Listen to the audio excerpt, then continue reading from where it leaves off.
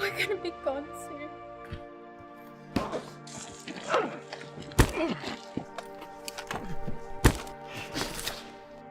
They have one thing on their mind: T-cells. Over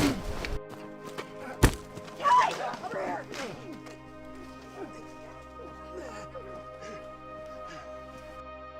What, are you sick or something? The day after tomorrow for this saga. There's not another tomorrow. The chapter ends here.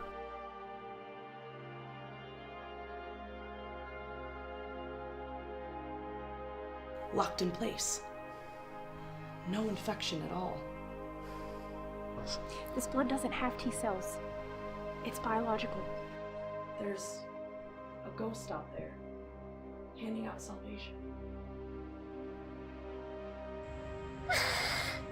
Oh, I love you so much. And here we are again on another special episode of Podcast of Traveling Actors with your host, Deacon Gabbard. Brandon Wall. And special guest, Mike Breeding. There it is. So thank you for coming on, Michael. We appreciate you, buddy. So we're going to just go ahead and jump into it, man. So just kind of tell us a little bit about yourself, your background, and how you got into film. Okay, well, I have a construction background. That's really what I've done most of my life. I have a small business and do some remodeling. And it's kind of funny. I have 5 children, and some of them had some needs to where my wife needed to be at home. We'll leave it at that. Yeah. But she needed to be at home, so we struggled off one income for a long time. And as they started getting older and moving out, she decided to go back to school and become a nurse. So during that time period, I was used to having craziness. I married my wife when I was 22. She had 3 kids. I was just used to being busy all the time. So I'm sitting there just absolutely with nothing to do. Like, I mean, I can come up with stuff to do, but I just said, what do I want to do with all this free time with myself, you know? And I was hanging out with my brother. Now, my brother calls me with problems. You know, if he has an issue, he calls me. I'm supposed to be like the smart one, we'll say. I'm not that I'm smart, but he's not, you know. Yeah. He doesn't listen to this. Right. I'll tell him to listen to it. If he'll agree, he won't argue. He's like, yeah, you're supposed to be the smart one, dummy. But so we're just hanging out, drinking some beer, and I'm like, man, I don't know what to do with myself. I got all this time. I don't know what to do. And he said something great. He looked at me, he said, what did you like to do when you were a kid? Whatever it is, do that, you know? Yeah. So I said, I thought about it. I didn't know instantly. I didn't have anything off the top of my head. But I got to think about it. I remember as a little kid, we played in the neighborhood shooting each other with guns. And this is going to age me a little bit. They used to have, tires used to have inner tubes in them, like car tires. And so we would cut them up and make guns with those rubber bands and shoot them at each other and throw smoke bombs. And I love that stuff. Just everything using my imagination. And so I decided to take an acting class. And while I was at this class, it was Zan Daly down at Louisville Actors Theater. And she was really good. I had to do a monologue and had a one little scene with another guy that was mostly improv. And I loved it. It was fun. But I'm not going to say my monologue was good, per se. But there were some really bad ones in there, so it made me look like... Makes you feel better, yeah. It made me look pretty good. Yeah. You're like, man, I'm pretty good at this. Yeah. Well, somebody else was in there wanting to make a movie, and he had never made one. And he saw it, and he said, hey, I got this script I'm working on. You'd be perfect for one of the characters. You want to do it? So I'm like, sure, let's do it. And the guy's named Mike McDonald, not from the Doobie Brothers, if you're that old, but different guy. And he had never made a movie, and so we made this really bad short film. But it was a lot of fun, man. That's what you gotta do, though. Honestly, like that's the best way to learn is by doing, especially with film. I mean, like For a long time, I mean, I didn't really do any acting classes, and I regret that now, having, done acting classes for like 4 years. But the best experience is to just be on set and to kind of get thrown in with the wolves. Well, I was going to say too, backing up to where you said you took acting classes. Normally, a normal person who starts acting, they just want to jump into it and they'll look on Facebook and look short films, and they will never take acting classes. So taking that, that avenue of doing the classes and taking that initiative, do you feel like that first acting class you took really shaped you into the actor? Because I know my first acting class I had with Juju Papaye, like that really, like, it stuck with me. Like, it was like, that was the moment I was like, I can do this. And is that something that you feel like helped out a lot, doing an acting class first before jumping into it? It helped. I don't feel like it shaped me per se, but it gave me motivation to realize, hey, I like this. I want to pursue it a little further. At that point, it was still kind of fun. Yeah. Something fun. And it was very introductory. And this guy that was making these films, he was just as bad as me. We didn't know what in the world we were doing. And so we just kept having fun. Yeah. And that's all it's about, honestly, is having fun. I have fun every time I step on it. It doesn't matter if it's an awful set or not. It's a good time. You'll never work a day in your life if you do the thing you love. Yeah, exactly. That's kind of the way we look at it. So now we're talking about feature film. Let's go into the one that you, what did you direct it, produce it? What was your actual role in it? I don't know how many roles I actually had in it yet. It's independent filmmaking. He's going to wait till independent filmmaker. I got so many hats. He basically said, whatever hat you want, just tell me, it'll be in there. So I played the lead in it. Okay. So what's it called? It's called The Road Long. Okay. And so the same guy that I told you about the first film with, we did several films leading up to this. They were all short films. They were all really bad, but each time we kind of progressed a little bit. Yeah. We wanted to try making homemade squibs and shooting somebody. We wanted to try a knife throw, see what it looked like to hit somebody in the chest. We did this little 5-minute film where I threw a knife and then I threw it at myself, and I was playing the two characters. So we just had fun with it. And with The Road Long, we decided we wanted something good where characters, build. Right. They have growth. But we still didn't really technically know how to make a good film, but we could come up with a good story. So I helped him come up with the story. He did the writing. We collaborated on the story. He directed it. We brought in a DP that volunteered time. We had no budget. This was out of his pocket, my pocket. I built all the sets that had to be built. We didn't do a lot of set building, but what had to be done, I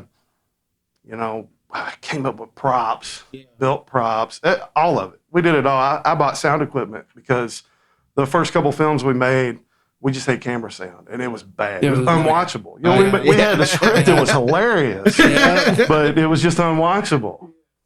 That's one of those things you definitely learn from experiences, and we talked about this in the last episode, is you have to have good sound. Yeah. It can look as pretty as it wants to, but if it sounds like it's being recorded on... I think you can get away with a not so good picture if you have great sound. Honestly, yeah. I really do. I feel like you can. So where are you at as far as the progress goes with the film? How far along are you? You're in post-production now, right? Yeah, we are in post. Everything's been shot. We probably should have got more B-roll. I wish we would have done that, but we didn't. And there's a couple places where we shot that are no longer there. They don't exist anymore. Oh, wow. Really? They've torn the buildings down. And so there's no going back and getting those shots. Yeah. But I think we have a good story. It's not going to be able to look exactly like it was written. But sometimes that's good. Sometimes it progresses your story. It makes it better. And sometimes it hurts a little. Well, as far as I know, too, I know you got a pretty big stunt in that film. There's a good stunt. It's one of the few things we haven't shown on social media. If you follow The Road Long on Facebook, we haven't shown that one. But it's pretty good. It's a pretty good jump. I'll leave it at that. Yeah. I want to see it. It's awesome. We had some pretty good people doing some makeup too. That real effects, practical effects. That's pretty good. So let's just backtrack for people that don't know the film. What is it about? What is this film about? So when we were trying to come up with this story, we referenced a lot of different things that we wanted to pull from. And for me, one of the things I wanted to pull from was the movie Signs. Yeah. I like Night Shyamalan. Yeah, he's amazing. He's not everything he's made is great in my opinion, but some of the stuff that's good is Really good. Really awesome. good, yeah. And so I wanted that flashback. In that movie Signs, it flashes back to her being pinned against the truck. And at the same time, the movie's not really about aliens. It's about Mel Gibson's character's struggle with his faith. And I wanted that depth to the character. And so Mike did a pretty good job of putting that in. I'm not sure it'll translate in the film that we got, but he did a pretty good job of writing that in. Yeah. And so we wrote those flashbacks in throughout the movie. And that's really what it's supposed to, that's the core to me. Of course, I'm a little biased. I did play that character, but it's about his struggle with faith, but it's in a post-apocalyptic type of situation where a disease has taken over. That's the way to do it too, is to write like that, honestly, because it really comes down to the character and the character development. And it reminds me of like True Detective season 1, where it was like what he really wanted to do, I can't remember the writer's name, but what he really wanted to do was like write these philosophies and have people talking. And he's like, well, how do I make this interesting? I'll throw in dead bodies. Then they can just talk and talk and talk. That's really what that show is. If you if you watch, it's a character study between Woody Harrelson and Matthew McConaughey's characters. Yeah. Yeah, and he got some great actors to come in there and do that. I mean, who do you want to listen to talk about? Yeah, for real things, though. Yeah. You know? Well, and it's cool too. Once you, as an audience, you watch a film or you watch a TV show and you start to grow and love these characters. If you have great character development, I mean, you can draw anybody in. I promise you. I mean, the story could be awful, but if the character development and people love these characters, I mean, it could do wonders, honestly. So to hear that, you played this role that it seems like it's a very in-depth role too. I mean, it seems like there's a lot of moving parts in this character and his background. So be able to play that and, have somebody love or be drawn to that character, I mean, that makes a story 1,000% better. True. And I think it's also important to note that, especially for like indie filmmakers, it's really hard to, it's really easy to be down on yourself and be like, oh, I don't have the budget for this, or I can't do this. So you have to be doing things within your limitations, but also that feeling of like being, we've made our short films and feature films and stuff, that feeling of just having a released project is just like you actually, put your blood, sweat, and tears into that project, and now it's out there. I can't wait for you to feel that with the long run. Well, he's been telling me about it too. He told me, he was like, dude, we got to finish. He's like, I'm just so happy it's done, because a lot of people don't finish movies. Like they'll get them started, and then, they don't finish it. So just having that done is a huge accomplishment in itself. Yeah, I think it's unbelievable, the budget. We haven't done it yet. I'm thinking by the time we get through post, we're going to be $5,000-$6,000 total. Wow. And we have 2 hours and 30 minutes of cut. We got to cut it down under 2 hours. So that's good for that. That's awesome. Yeah. And we had there's a lot of good local actors that worked on this film and volunteered their time. But a big shout out to Clayton Luce. He volunteered his time, brought in his cameras, and made this thing look way better than what we ever could have too. So I think we had this conversation last night. We were talking about how if you could get everybody in Louisville that are good at their craft just to pitch in and not have to spend any money, and you get like the best of the DPs, the best of the sound, best actors, best producers, whatever, and you get all these people together. I mean, you can make something amazing just by people just doing it because they want to. They love doing what they do. Yeah. So it seems like you got, pretty decent people that got on there and just wanted to help and just create something that was magic, which is awesome. I think, magic is a good word for it, because I don't know how good it's going to end up. It may be, it may not be, it may be. I don't know. I haven't seen the final product. I've seen it cut, and it needs a lot of work still in editing. But just to be able to finish it, just be able to say it's done. At the time, I had no idea. We're making a movie. It didn't mean anything to me. But now, looking back on it, and knowing a little bit more about the industry, and I realized how difficult it was just to complete that project. I can't believe now that we actually did it. Yeah, because you said that there was some time that you took off, a lot of time to film, because it was cold or something, or was it the wintertime? Yeah, and you couldn't fill the seam, and you had to wait for the next year to roll. Yeah, so I remember you telling me it was a while for you all to get that finished. That was almost 2 years. Yeah. That's insane. That's kind of like a broken valve. Yeah. Yeah. That's crazy. So you, well, Ray mentioned too that you've worn a lot of hats, and you've said that you did that with the Road Long too. What do you prefer doing? Do you prefer producing? Do you prefer acting? Do you prefer writing? Like, what do you like the best? That's a good question. I love acting, probably the best. Yeah. There's something about being in front of the camera. There's a nervousness to it that is also a high, and if you can take that, and I've done a lot of speaking in front of people over the years, and every time I do that at all, in front of the camera, in front of people, whatever, there's a buzz to it. Yeah. There's just, We were talking about the last one, the first episode we just did, where I said that there's no other feeling than acting. Like, it's just something that if you never do it, you will never experience it. It's a great feeling. It is. But what I really want to do also at the same time is direct, because I want control, a little more control over the story and what I get from actors and what I get.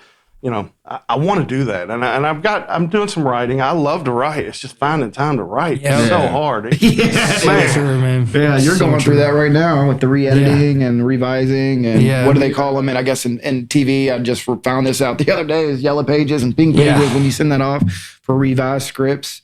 We are on the third draft of Deep Within the Caves. We started writing that all the way the October before last year. Yeah.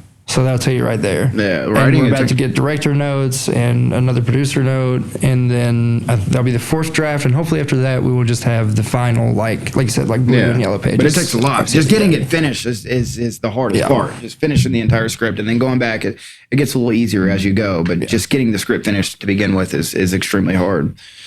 So what do you have anything going on now? Do you have any auditions that you have coming up or anything that you have already? I haven't seen a lot of stuff.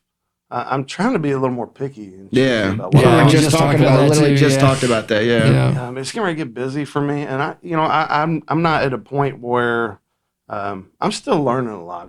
I'm volunteer to PA on stuff so that I can get experience with grip and different things, and so I maybe can actually make a living doing something in this industry. But for now, I'm not. So it's hard to find time. So if I do, I want to use my time wisely as to what jobs I take. So And you get a lot of auditions, so you definitely have a look. You have a look that people would kill for. Honestly, I think it's very unique. So I feel like you have the opportunity to be selective on what you do because you do have a look that people do look for. So yeah, I'm not for every job either. yeah, I mean, yeah. But you definitely have that very distinct like mobster or a corrupt pastor. Like I could see that stuff. Like so you have a look for sure. So it's the selective is the right thing to say because especially around here, it's hard to find things that are actually worth time doing, if that makes sense. Whether it is the director of photography with the work of it, or if it's like the pay or whatever, it's hard to find it. So being selective, I mean, and that's you the thing have to around here. I think people don't really understand if you're not in the industry too, is like you're not giving up the days that you're going to be on set. You're giving up all the time that you got to break down the script, you got to rehearse, all the different things. Yeah. And actually, I just wanted to kind of go back a little bit because you did mention like we've had some podcasts about anxiety and stuff, especially when it comes to film and being in front of the camera. When you first did your acting class, did you like feel any anxiety towards that, or did you kind of just jump in there like, oh, this is gonna be fun? Like, how'd that work?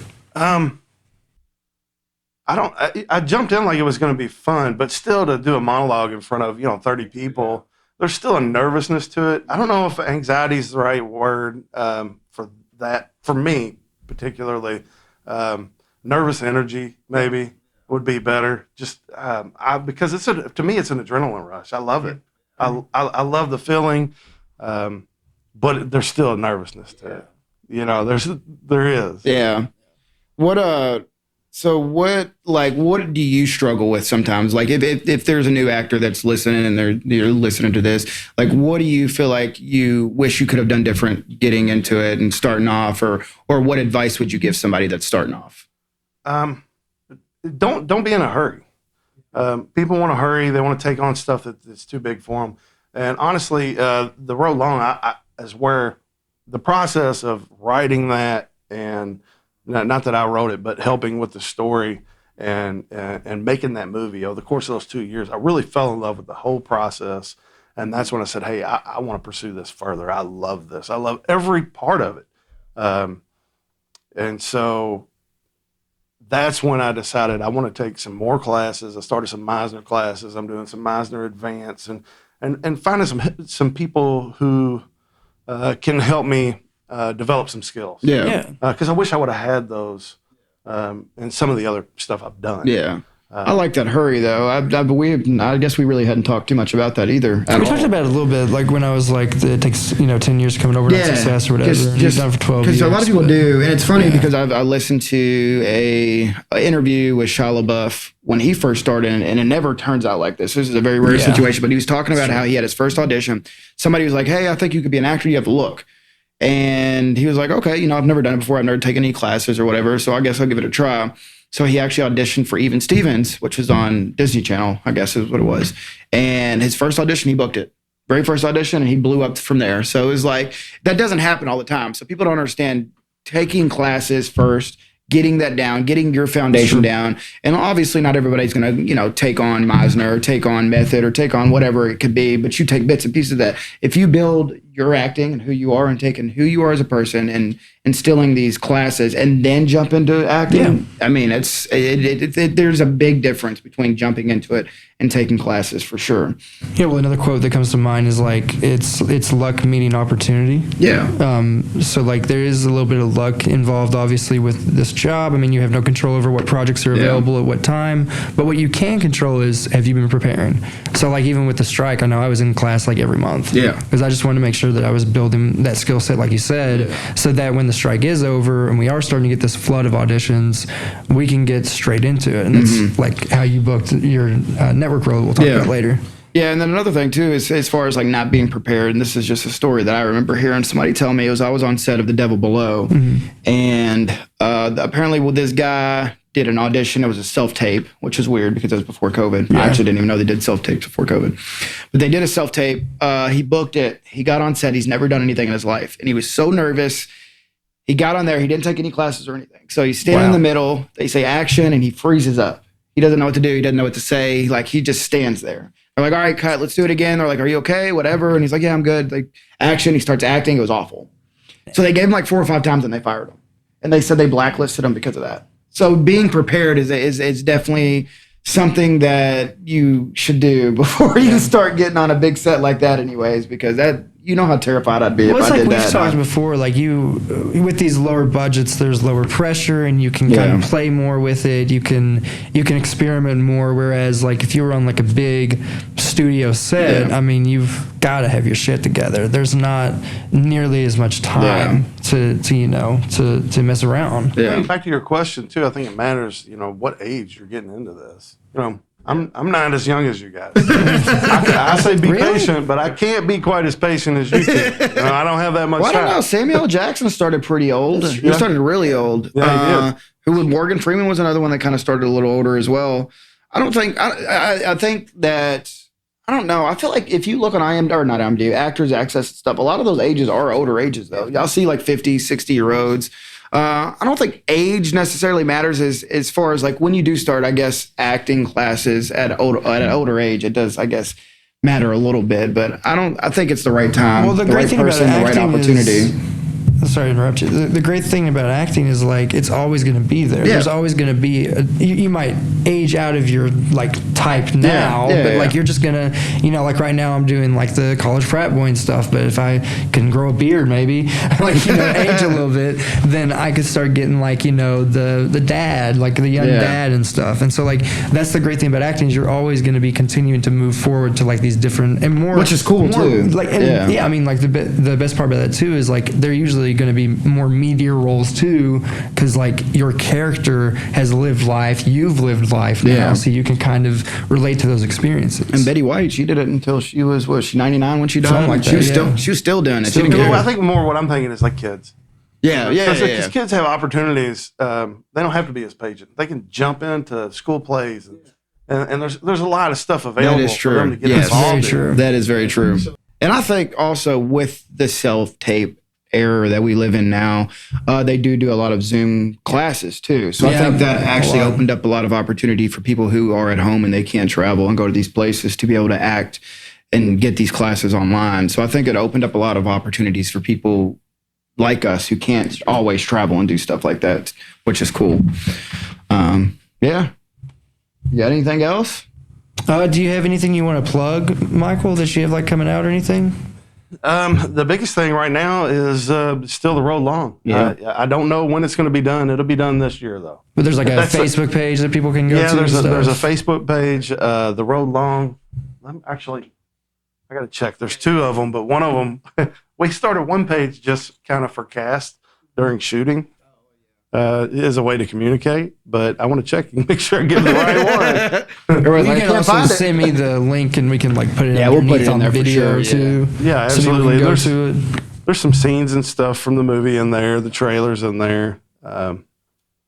But I do want to make sure We I could give the probably right even one. clip in the trailer on this too, We for will. real. That'd I'll be add kind the of cool. trailer on. Yeah, that'd be I like awesome. to, I know like when we did the audio version only, I did like some snippets of like the stuff that they were in. So I'll do that for sure for like the video one. We'll That'd have be the cool. trailer at the beginning. That'd be really cool, actually. Well, I don't know because I don't have. I'm not There's no getting Facebook service in page. here. Never mind. So I'll say it both ways. It's the road long, capital T, capital R, capital L, or it could be the road long, lowercase T R L. There you go. You'll find it one way or another. Yeah. Well, Michael, we appreciate you, brother, coming thank on you here so much and for coming talking. on, man. Yeah, that was awesome. Yeah, thanks for having me. Yeah, man. I appreciate it. All right, until next time. Until next time.